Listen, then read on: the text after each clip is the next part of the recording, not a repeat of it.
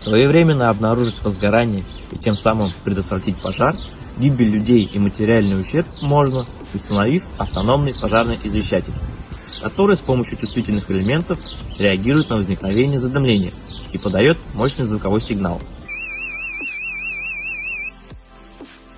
На сегодняшний день, по официальным данным, в республике благодаря пожарным извещателям спасены жизни 684 человек, из них 266 детей.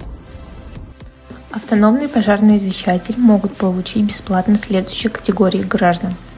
Одиноко проживающие граждане в возрасте от 55 лет и старше, ветеран Великой Отечественной войны, инвалид Великой Отечественной войны, член семьи погибшего умершего инвалида, участника Великой Отечественной войны, бывшие несовершеннолетние узники концлагерей, гетто и других мест принудительного содержания, созданных фашистами и их союзниками в период Второй мировой войны, семьи с детьми в возрасте до 7 лет, родившимися до 1 января 2018 года, ветеран боевых действий, инвалид боевых действий, дети войны.